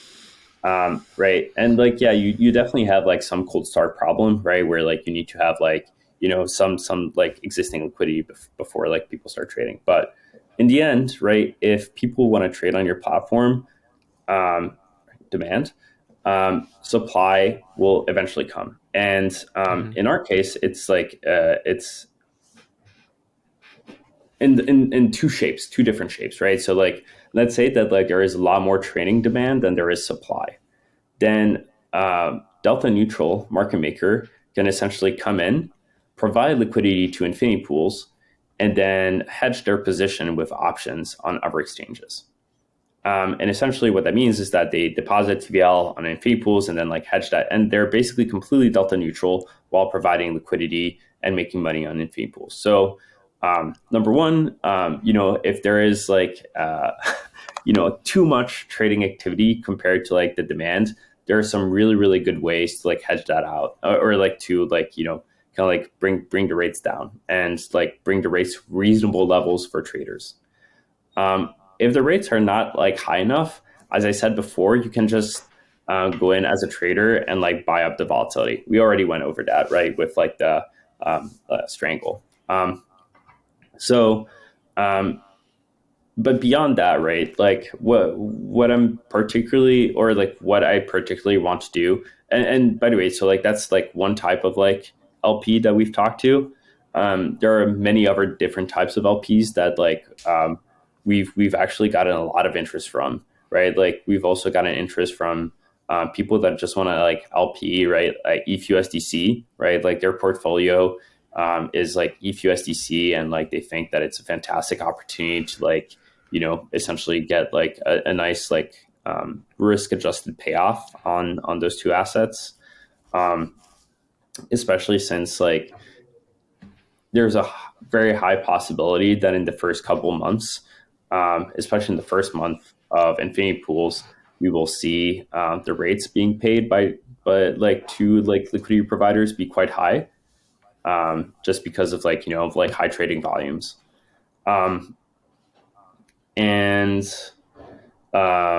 so that's the second type. And then I specifically really want to do a lot of like, you know, like B2B stuff, right? So like, I really want to like have like protocols on the long tail of assets to provide liquidity to. The reason for that, right, is that today the pitch for market makers, right? Like when a market maker goes to like a protocol, what they tell them is like, hey, pay us like this absurd amount of money. And what we do is that we provide liquidity, reduce volatility for a token, and tokens that have lower levels of volatility and higher liquidity tend to outperform all of our tokens. That's literally their pitch. But like projects then like need to like pay insane amounts of money and like give like loans with like crazy terms to these market makers for this to happen. Mhm. Well, instead of doing that, why don't you just provide liquidity to infinity pools? You still get all of the upside, right? Like all the stuff that I just mentioned, higher liquidity, like lower volatility because people can both long and short it. And so you still get that like potential outperformance of your token, but you don't need to like, do any shitty loans to like centralized parties, and you don't need to pay absurd fees to like anyone else, right? So Mhm. for me, like this is kind of like a match made in heaven for like the long tail of like protocols too that are trying to like have some liquid markets. Yeah. Who do you guys see being the power users? Like when I think of like power users, I think of like Arrakis of like would be all over this. Oh Um, yeah, oh yeah, yeah, yeah. yeah. I mean, I'm sure. especially Are you talking to them? yeah. I'm talking to Okay. Arrakis, Gamma Strategies, like yeah. I Yeah. mean, like Steer Protocol, Hmm. all those guys, like Probably looking their chops right now at this. yeah. I mean, like I think it's kind of like a real match made in heaven because like automated liquidity management, like protocols like that are kind of like medium frequency rebalances. They're fantastic, right? Because what you can Yeah. do is that you can look at, oh, where's the utilization rate the highest? Let's put our assets, on like the ticks the highest utilization, right? Like, and so you can kind of have this, and because like loans have like medium frequency, right? Because like they essentially expire like Yeah. every 7 days, right? Like exponentially. And once again, I say 7 days, but you can actually like calculate, right? So, you do 0.5 to the power of two, sorry. So yeah, 0.5 to the power of two. That's so you get like 25%. You have 25% of your assets left after 2 days. You have 12% after 3 days. You have 6% left after 4 days. You have Where'd you get 0.5 3%. from? So it's loans have a half life of 1 day, right? So essentially every day Ah, you have half of your loan that expires, and so that's where the 0.5 comes from, right? So already got it. after 5 days, or after like after 4 days, you only have like 6% of the assets left in the pool, right? Like that's already like pretty like negligible. So it's like 7 days, but it's like literally like most of your Oh, assets get returned to you immediately, anyways. I see. But Because if you have $100 loan after day one, you only have a $50 loan. After day two, you only have a $25 loan. So yep, it gets so you have to pretty much re up pretty quickly. Oh, the yields are going to be so juicy because the LP is going to get 50% of their capital back after one day, effectively, to be borrowed again, right? well, so it's So that yeah, we automate that process, that thing, right? We're sure, like, sure, sure. But under the hood, effectively now that frees up again, and then you as the trader be like, yo, I still want that, but now there's a new exchange rate that or a new interest rate that you have to pay for, to kind of keep the position Mhm. going. yep, Um, yeah. By the way, this is right, like the right. like deepest I've dove into Infinity Pool on any podcast. Like you will not find this Oh yeah. ever podcast. Yeah, like it's the first time I get to like go into like the exponential expiry of loans for Infinity Pools, which is an incredibly important property because Yes. and this is actually like super great. I mean, this is like very technical for like options nerds, but basically the rate that is paid from traders to liquidity providers, right? It's composed of two parts, right? The first one is what we call like the floor rate or like the fair interest rate, which is kind of like similar to Black-Scholes, and then the second part is utilization rate, right? So it's like when you combine the utilization rate with this like floor interest rate that you get the overall rate. Now the first part, right, like the utilization rate and the Black-Scholes rate. A lot of people have had a lot of problems in crypto because computing Black-Scholes on chain is really fucking hard. There is some math around having loans with exponential expiry that make it so that the rate and the equation that we use is simpler than Black-Scholes.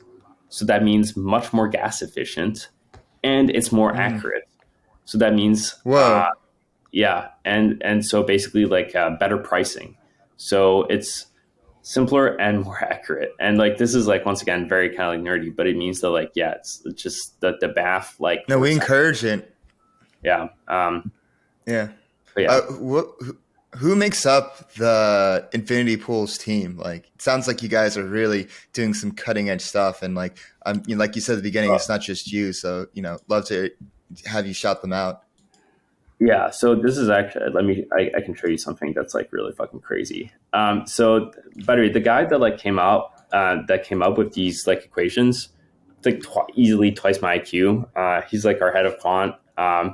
This guy got his PhD in math from Cambridge and the UK, was like a quant at like like all the big like quant shops like Goldman, Tudor, like et cetera. But Nice.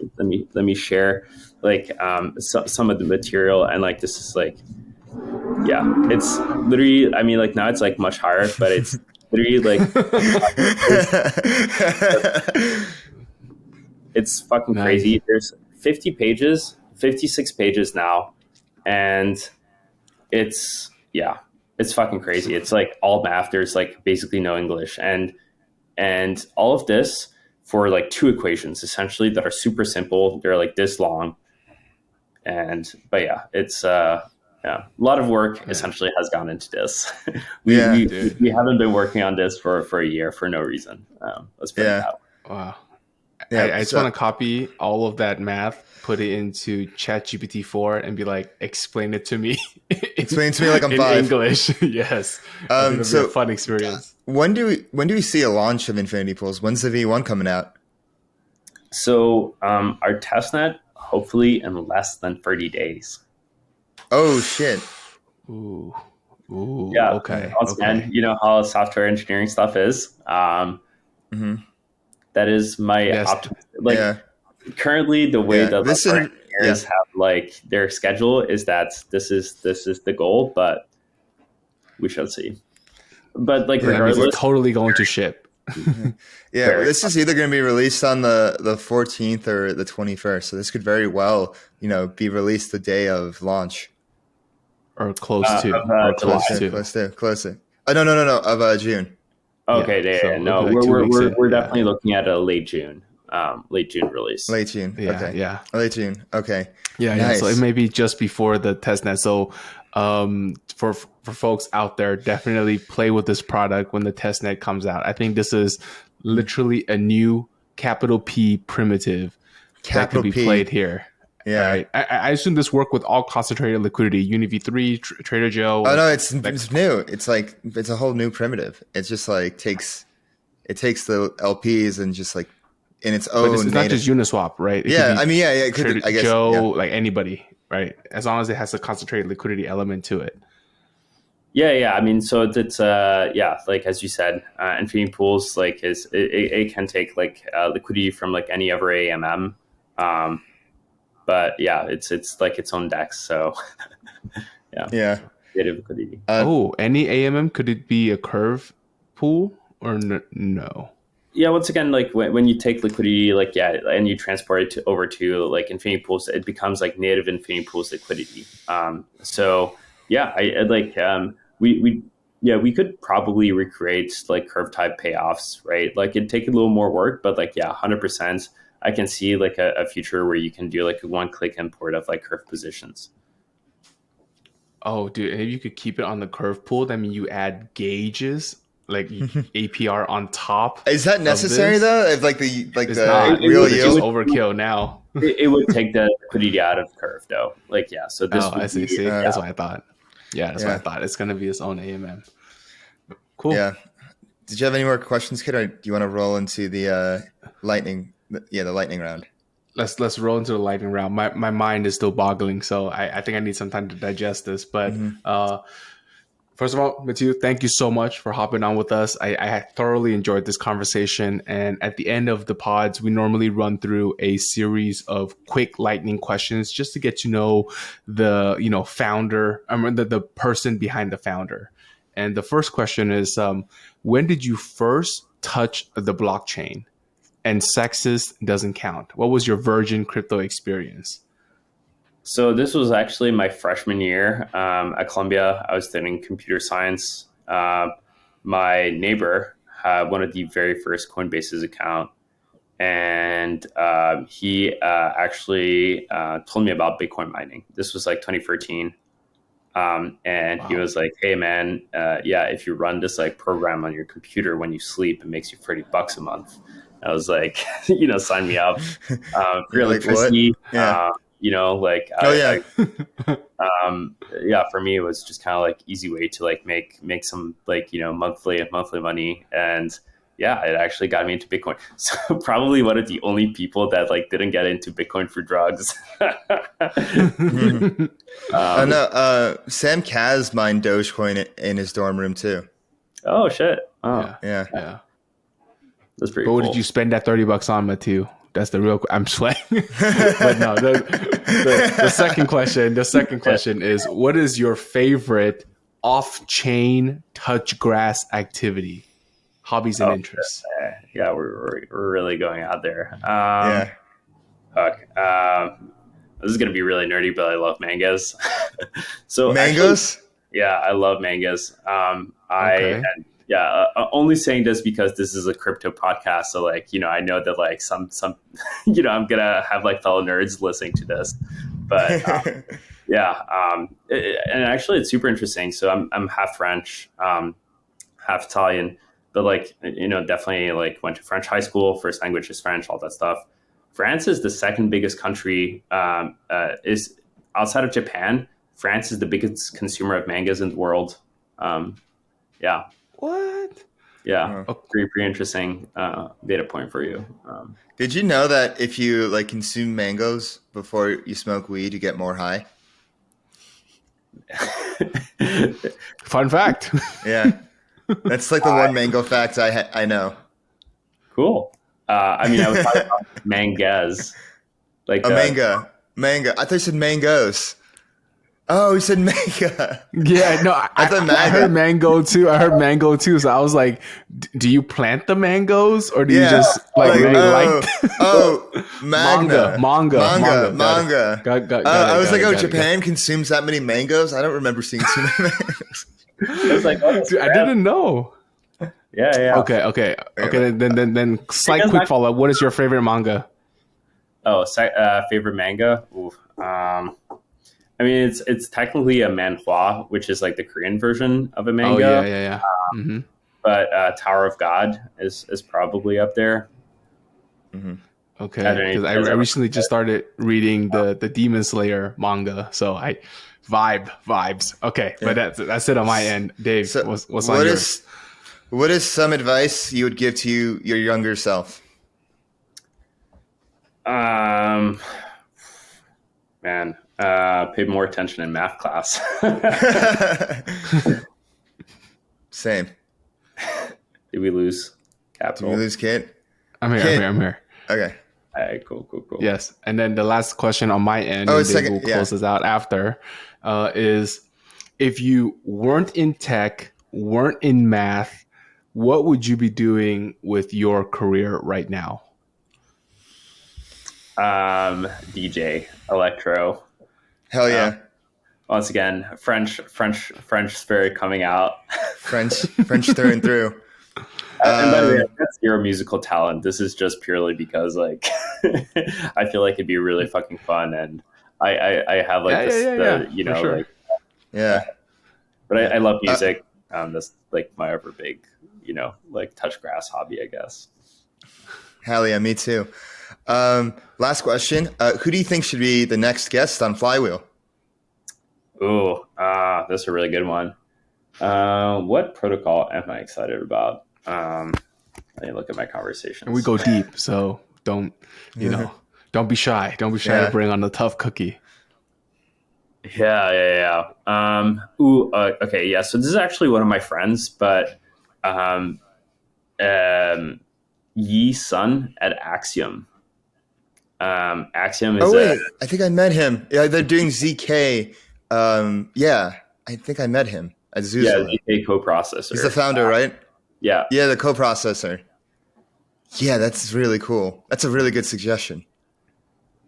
Yeah. Yeah. Really cool guy, super nice, incredibly smart, definitely like top 10, top 20 people I know in terms of like raw IQ. So Yeah. Yeah. Well, thanks for that. And on that note, Matthieu, thank you so much for coming on, for diving deep into the infinity pools. I think our listeners and viewers have gotten a lot out of this episode, and I feel like we're going to look back on this one and be like, damn, this was the start of something big. thanks, guys. I really appreciate Yeah. it. And thanks again for taking the time, for asking all those wonderful, very in-depth questions. Yeah, man, definitely one of my best podcast experiences so far. So, We love to see it. We love to We hear aim to it. please. Yes. Thank you so much, brother. Yeah. Appreciate you. Thanks. thanks, guys. Welcome, everyone, to the post-game show. I'm your host, DeFi Dave, here with capital K, and we dove deep into infinity pools. Kit, what I loved about this interview, it was your interview. It was your time to shine. This was like you like taking the wheel, because this is not my specialty, honestly. And this is clearly yours, and you really took the reins of this. So thank you. And I think this is what makes Flywheel such a great podcast, is we like complement each other so well in these regards. And so, I'm just right off the bat, like any like thoughts on the interview, like what comes to your mind? Dude, I mean, I was definitely in my groove for this one. This was definitely my lane. And like, I loved it that, you kind of recognized it and you can just let me play in my playground. So that was awesome. And then the first thing that came out is I really think if the math checks out, right, if the math really checks out, like this is very interesting. This is going to be like coming out of the box like, hey, you got to have a liquidity pool, but you also got to have this leverage layer on top of your liquidity pool. Right, this is the way liquidity pools will be done in the future, right? It kind of leads me to think about like how, like what the Sam K said, like the stablecoin maximalism, right? Everything kind of like honed towards the stablecoin with the swap facility. Like I think this is a similar type of maxium that you take a liquidity pool, every liquidity pool is going to have this layer on top of it. It just comes prepackaged as one now.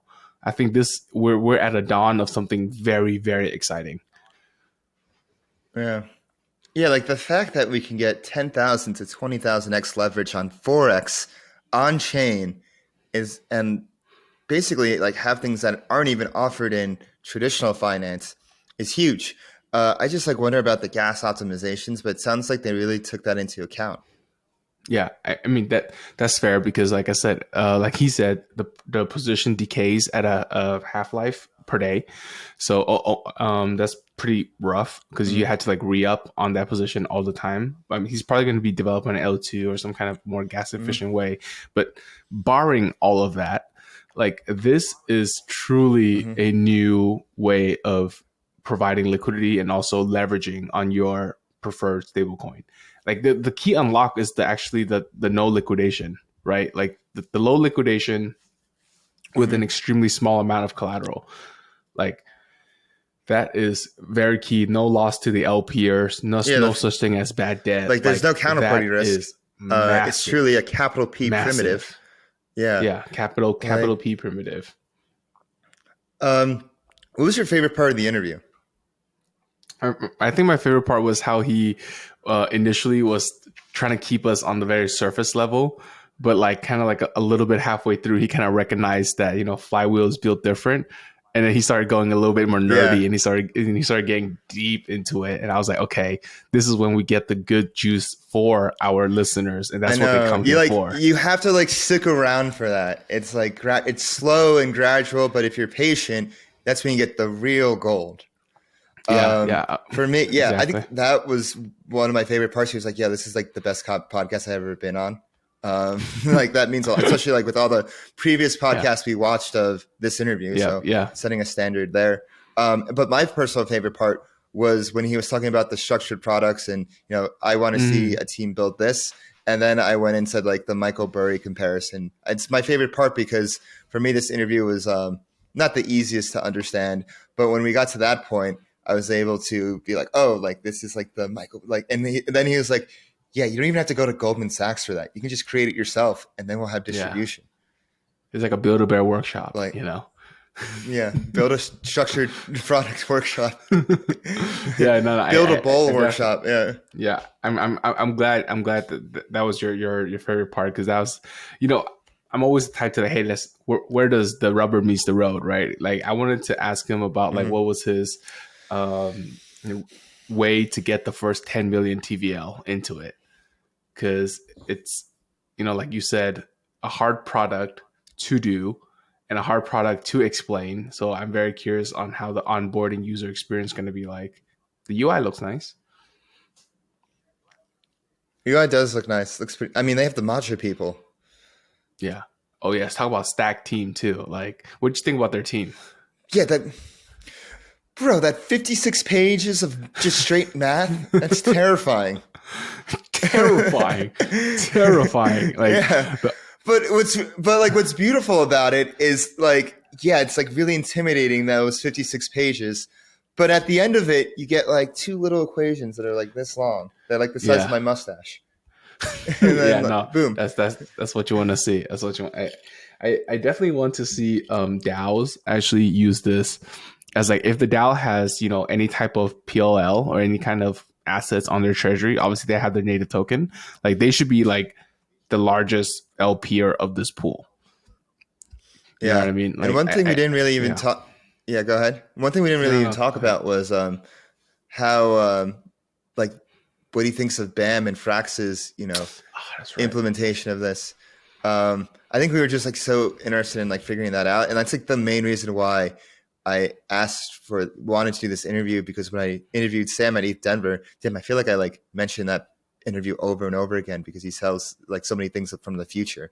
But he mentions infinity pools by name. And that was like the main motivation. I was like, oh, like this is what BAM is going to be built on top of. And like, but the thing is, like, there isn't too much information about BAM, so I'm not sure how much you could even comment on it. Yeah. But I hope that like the Frax team can take this interview and, you know, because we go deep. I wonder if like they can like learn a few things from this. And I'm sure I wonder if they have conversations before, but like, damn, it's just like what I love about doing these interviews and just like podcasting in general is I know I don't know everything.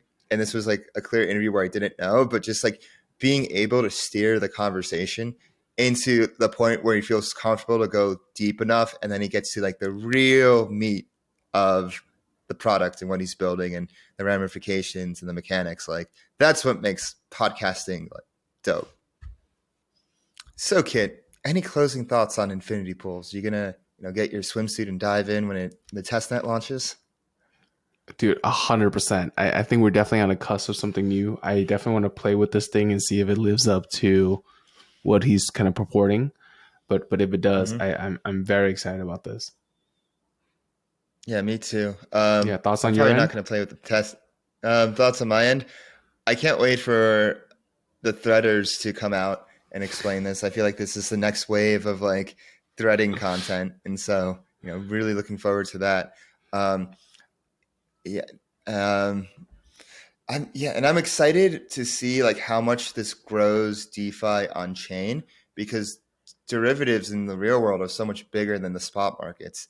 And like, he's talking about 5,000, 10,000, 20,000, 100,000 for stable coins leverage. And so like, I think, you know, if all goes well, then this will truly take DeFi to the next level. This could be the thing that takes DeFi to 1 trillion TVL or more.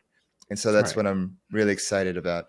And if you want to be with us on that journey to trillions of TVL, make sure you hit that bell button and subscribe to Flywheel. Leave us a comment. Let us know what you think. Give us a like. Follow us on Twitter at Flywheel DeFi. Join our Telegram at Flywheel DeFi. And you can follow me on Twitter at DeFiDave22. You can follow me at 0xcapital_K. And we will see you next week. Peace. Everything said on this episode is not financial or tax advice. This channel is strictly for educational purposes and is not an investment advice or solicitation to buy or sell any assets, or to make any financial decisions. This video is not tax advice whatsoever. Please talk to your accountant and do your own research.